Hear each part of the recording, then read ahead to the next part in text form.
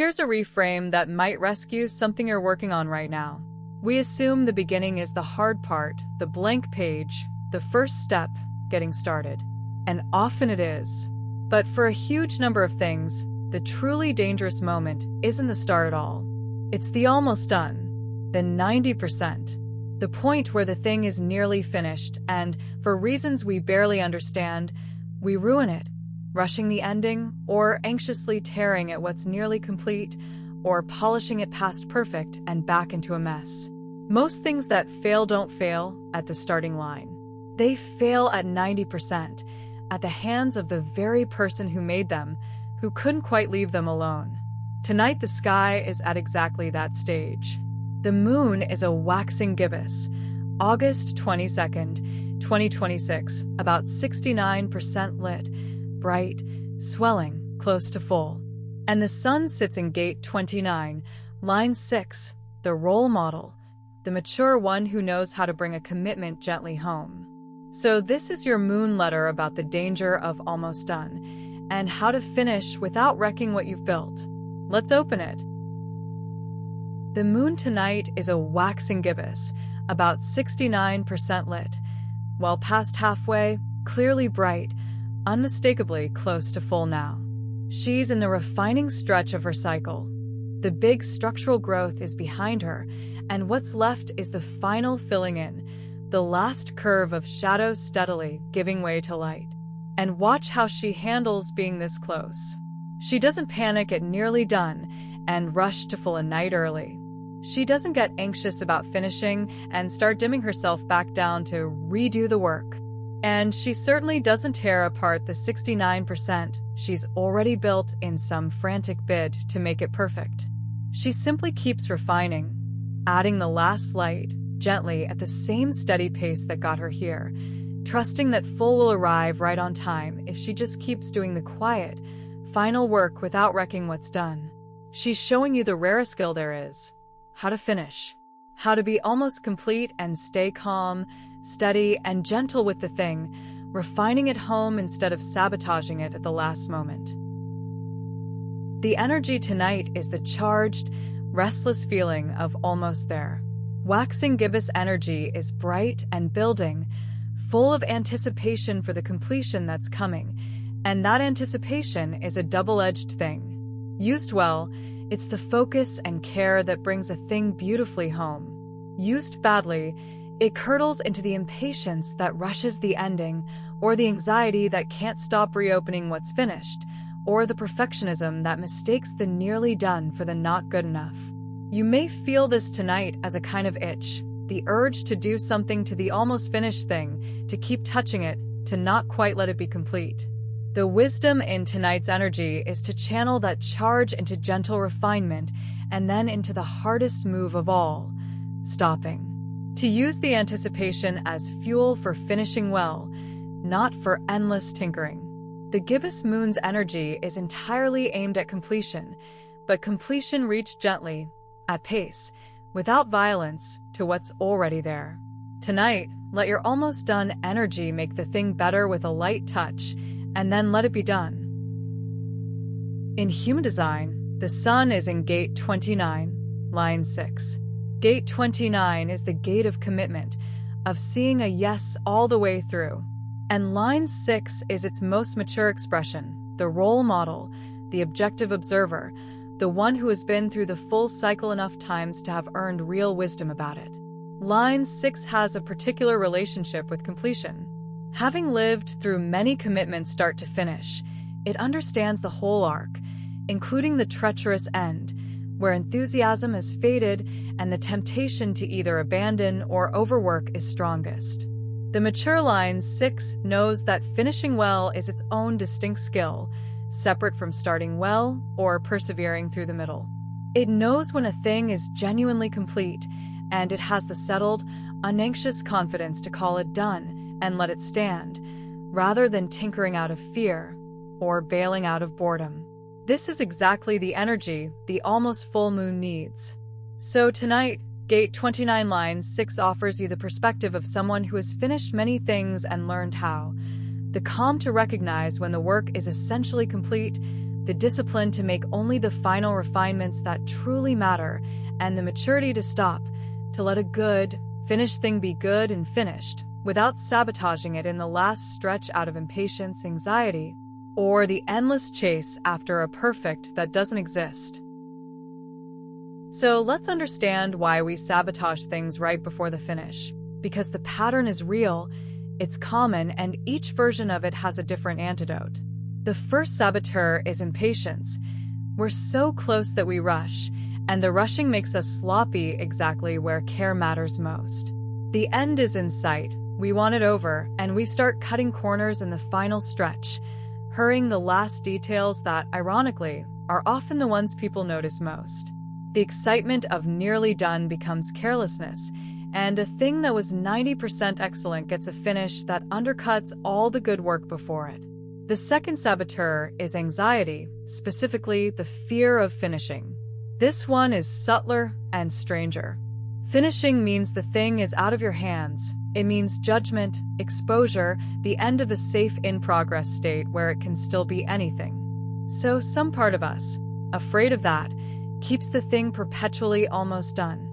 Reopening it, finding new reasons it isn't ready, quietly avoiding the vulnerability of the finish line. We call it thoroughness. It's often just fear wearing thoroughness as a disguise. The third saboteur is perfectionism. We tear at the good in pursuit of an imaginary perfect. Standing at 90%, instead of seeing a nearly finished good thing, we see only the gap between it and a flawless version that exists nowhere but in our heads. So we start reworking parts that were already fine, chasing that phantom, and very often make the thing worse because the last 10% of polish has a way of disturbing the 90% that was working. And the fourth saboteur is boredom. The exciting part is over, so we drift. The novelty that fueled the beginning is long gone. The interesting problems are solved, and all that's left is the unglamorous work of finishing. So our attention wanders off to the next shiny start, and the 90% done thing gets abandoned in a drawer, a folder, a corner of the mind, joining the pile of almost finished things that never quite crossed the line. 4 different saboteurs, one shared result. The good thing, ruined or abandoned, right at the end. And the first defense against all of them is simply to know they're there, waiting at 90%, so that when you feel the impatience, the anxiety, the perfectionism, or the boredom rising near the finish, you can name it for what it is. Not a signal about the work, but the predictable danger of almost done. So how do you tell the difference between refining a thing and destroying it? Because near the finish, they can feel identical from the inside, and confusing them is exactly how the 90% thing gets wrecked. Here's how to separate them. First, refining polishes what's already there. Destroying rebuilds what was already working. Real refinement is additive and gentle.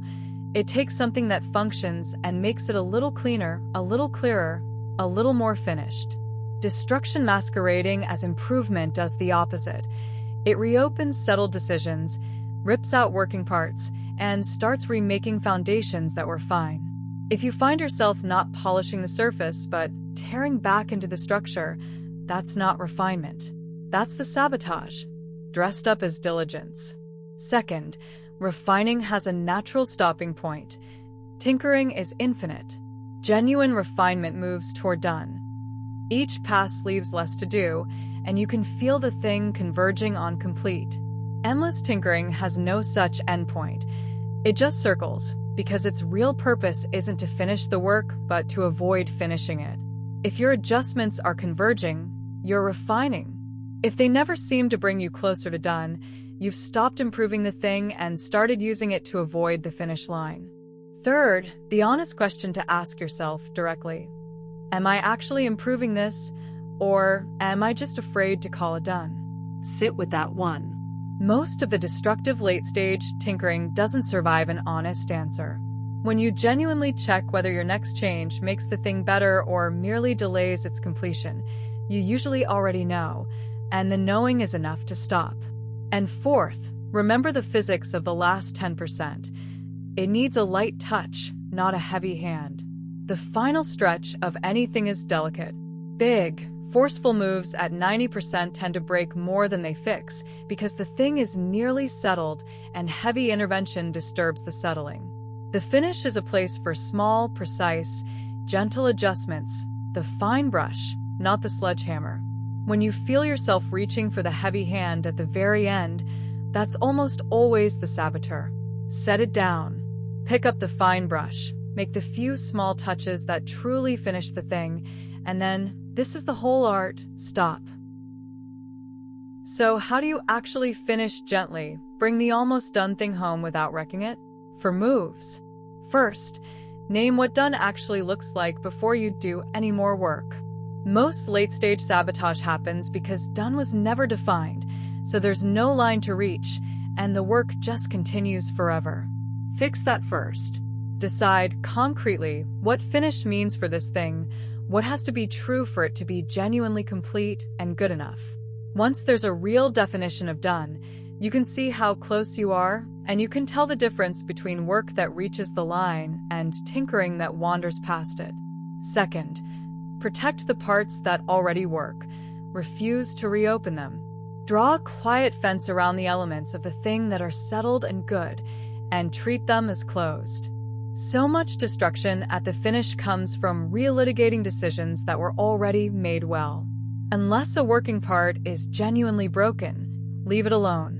Your job at 90% is not to reconsider everything, it's to complete the small amount that's actually unfinished. Third, make the small final adjustments and then deliberately, consciously stop. This is the hardest and most important move. Do the few real things that finish the thing, and then perform an actual, decisive act of stopping. Call it done, out loud if you have to. Ship it, submit it, close the file, walk away. The deliberate stop is a skill, and it's the one that separates the people who finish things from the people whose lives are full of 90% ghosts. And fourth, hold the reframe that makes all of this possible. Good and finished beats perfect and never done. Every single time. A completed thing that's genuinely good, out in the world, done real, is worth infinitely more than a perfect thing that exists only as a permanent work in progress. Perfect is not actually available. It's a mirage that recedes as you approach, and chasing it is precisely what keeps you from ever finishing. Let go of perfect. Aim for good and done. Because the moon doesn't wait to be a flawless full moon before she completes her cycle. She fills to full, gently and on time, and then, having finished, she lets herself be exactly that. Finish your thing the same way. Here is your ritual for finishing gently, calm, decisive, and kind to the work you've done. When the evening settles, step outside and find her. The waxing gibbous moon, about 69% lit, bright and close to full, adding her last light gently and steadily without tearing at what she's already built. Let her show you what a graceful finish looks like. Then name one thing of yours that's almost done. A project near completion, a piece of work at 90%, a change you've nearly made, something sitting in that dangerous almost finished zone, quite possibly one you've been circling, reopening, or quietly avoiding closing. Name it. Next, decide clearly, what are the one or two small things that would genuinely finish it? Not the 10 things a phantom perfect version would demand, the actual, minimal, real steps that would take it from almost done to done and good. Be honest and be sparing. The answer is almost always smaller than the anxiety insists. And finally, commit to 2 things. To finishing it gently with a light touch, protecting what already works, and, just as importantly, to stopping when it's done. Say it plainly to yourself. I will finish this, and then I will let it be finished. Then, if you can, do one of those small final steps tonight. Walk back inside, having moved a thing not further into the endless almost, but decisively toward done, which is where good things are supposed to end up. So, let this be the letter you keep from tonight. Most things aren't ruined at the start. They're ruined at 90% by the very person who made them, who couldn't quite leave them alone. The moon swells to 69% tonight, close to full, and she brings herself home gently. No rushing the ending, no anxious redoing, no tearing at what she's already built. Just the last light added steadily, and then, when she's full, the calm to let herself be full. So when you find yourself at the almost done, recognize the danger for what it is. Name what finished actually means. Protect the parts that already work. Ask honestly whether you're improving the thing or just afraid to call it complete. Make the few small final touches with a light hand, and then do the bravest thing there is and stop. Let good and finished beat perfect and never done. You have started things and you have pushed through the middle of things. Tonight, practice the rarest skill of all, finishing one, gently, completely, and on purpose. Thank you for learning to finish gently tonight, and for being willing to let a good thing be done. A new letter from the sky arrives every single day, and as the gibbous moon swells toward the full moon just days away, the days ahead are about bringing things to a graceful completion. Until then, define what done means, protect what already works, and when a thing is finished, let it be finished.